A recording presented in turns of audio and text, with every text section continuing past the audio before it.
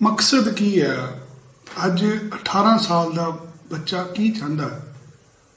18 साल का जवाक चंगा रोजगार चाहता है। जो कोई बच्चा +2 करके निकलता है, जो कोई बच्चा डिग्री करके कॉलेज तो निकलता है, वो कभी भी नशा नहीं लभदा, वो एक चंगी नौकरी लभदा वा, वो चंगा रोजगार चाहता वा, वो कारोबार चाहता, अपने पैरों पर खड़ा होना चाहता। सारे लोग कामयाब नहीं हो पाते।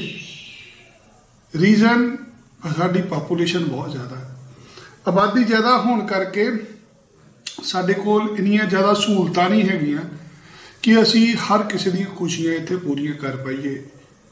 एक कौड़ा सच है जो सानू मनना पेगा, ये जिम्मेवार असी खुद हैगे हां।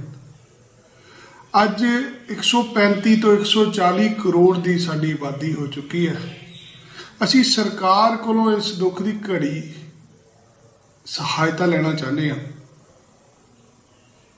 बहुत सारिया मजाक दे विच भी चीज़ां उठदियां पईयां, लोग हासा मजाक करते पे आ टिकटॉक दे विच भी कि सरकार सानू करोड़ करोड़ रुपया दे देवे, सरकार 10 लाख रुपया दे देवे। किन्ने लोग हैगे आ असी जिहड़े सरकार नू टैक्स दिंदे आ। अज बाहरले सूबिਆਂ ਨੂੰ ਅਸੀਂ देखते हैं कि कनेडा ने हर एक बच्चे के खाते 'ਚ पैसे पाते। आबादी घट है उन्होंने लोगों की, उत्थे लोग टैक्स देंदे आ। साडे टैक्स की समस्या वा, कोई भी बंदा इस समस्या नू हल नहीं करना चाहता, फैसिलिटी हर कोई चाहता वा। ये एक मुख रीजन है जिहदे करके अज बच्चे विदेश 'ਚ जाते हैं। जिहड़े पंजाबी बच्चे हैं, पंजाबी बच्चे नू विदेश 'ਚ जाना ज़्यादा समझ लगता बाकी कम्यूनिटियां नालों। एक बच्चा जिहड़ा पिंड दे विच रहिंदा वा, अज कोई ना कोई उहदा रिश्तेदार भैन भरा विदेश दे विच है। जदों उहदा लिविंग स्टाइल देखदा वा, उदों वो चीज़ उहनूं खिच दा कारण बनदी है, जिहदे करके अज बच्चे बाहर जांदे ने। उंगलां बहुत उठदियां साडे ते भी कि तुसीं पंजाब खाली करदे पे हो। की बचिया की है साडे कोल पंजाब दे विच अज? अज दी डेट 'च किसी भी बाजार दे विच चले जाओ, बाजारां वाले NRI गाहक लभदे आ। किसी गड्डियां दे शोरूम 'ਚ चले जाओ, शोरूम वाले NRI कस्टमर लभदे आ। NRI कित्थों आया? की फर्क है साडी कमाई दे विच और कनेडा अमरीका दी कमाईयां दे विच कि साढ़े 10, 15, 20 हज़ार रुपये ते आके खत्म हो जाता बंदे का जोर, जिथे लाख 1.5 लाख रुपये तो शुरू होंदा विदेश दे विच कारोबार का सिस्टम।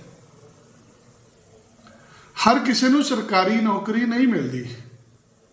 सरकारी नौकरी वाला भी 30-35 हज़ार तो शुरू करके 70-80 हज़ार ते वो भी डिग जाता।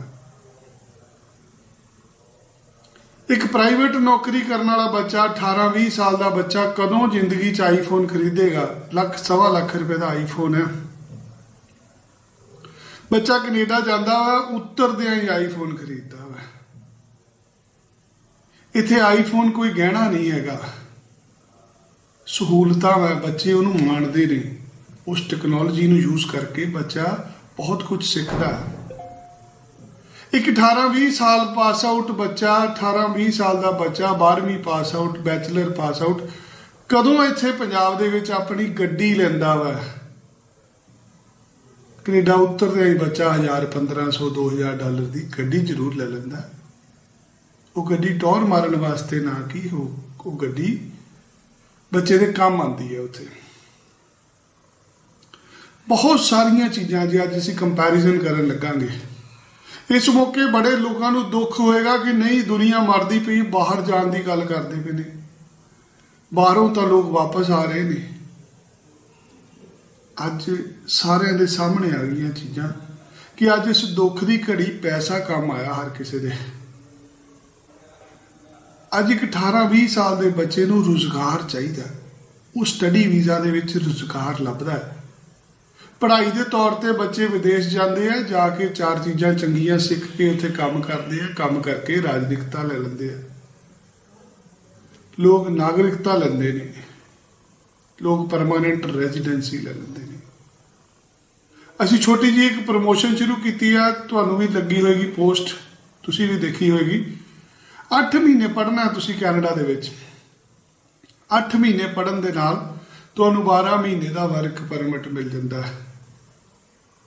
ਉਹ 12 ਮਹੀਨੇ ਕੰਮ ਕਰਨ ਤੋਂ ਬਾਅਦ ਤੁਸੀਂ ਉੱਥੇ ਦੀ ਪਰਮਾਨੈਂਟ ਰੈਜ਼ੀਡੈਂਸੀ ਅਪਲਾਈ ਕਰ ਸਕਦੇ ਹੋ। ਕੀ ਚਾਹੀਦਾ ਵਾ ਇਹ ਵੀਜ਼ਾ ਲੈਣ ਲਈ?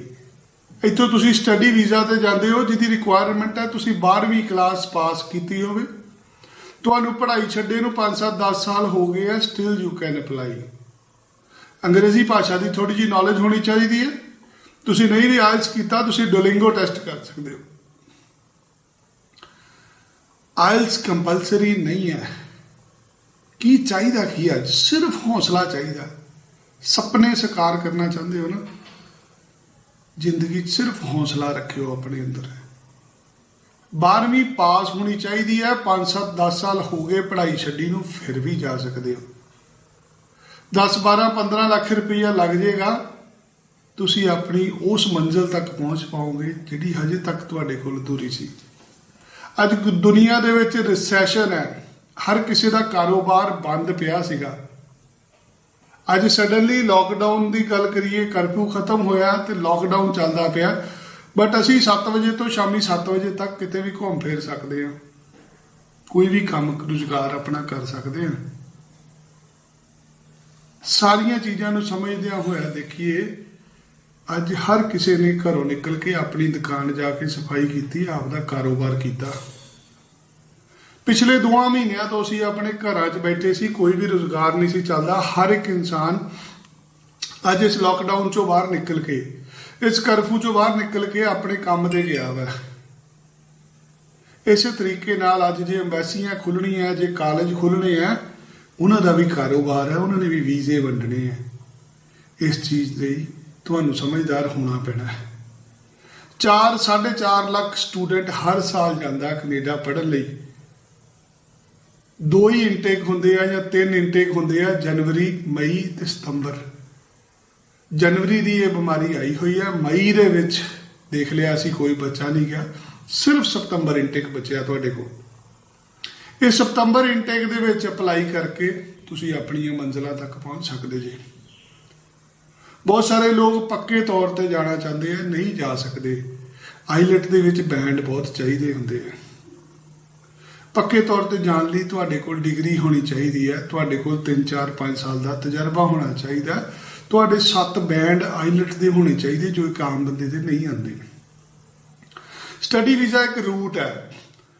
ਤੁਸੀਂ ਇੰਸ਼ੋਰੈਂਸ ਕੰਪਨੀ 'ਚ ਨੌਕਰੀ ਕਰਦੇ ਹੋ, ਤੁਸੀਂ ਬੈਂਕ 'ਚ ਨੌਕਰੀ ਕਰਦੇ ਹੋ, ਤੁਸੀਂ ਕੋਈ ਸੇਲਮੈਨ ਹੋ, ਤੁਸੀਂ ਇਲੈਕਟ੍ਰੀਸ਼ੀਅਨ, ਕਾਰਪੈਂਟਰ, ਪਲੰਬਰ ਕੋਈ ਕੰਮ ਕਰਦੇ ਹੋ, ਤੁਸੀਂ ਕੋਈ ਕਾਰੋਬਾਰ ਕਰਦੇ ਹੋ, ਕਾਰੋਬਾਰ ਕਰਦਿਆਂ 5-7-10 ਸਾਲ ਹੋ ਗਏ, ਤੁਸੀਂ ਵੀ ਪੜ੍ਹਾਈ ਵਾਸਤੇ ਵੀਜ਼ਾ ਅਪਲਾਈ ਕਰ ਸਕਦੇ ਹੋ। ਇਹ ਸਾਡੀ ਮੁਹਿੰਮ ਹੈ, ਉਹਨਾਂ ਬੱਚਿਆਂ ਨੂੰ ਭੇਜੀਏ ਜਿਹੜੇ ਅਧੂਰੇ ਹੈ।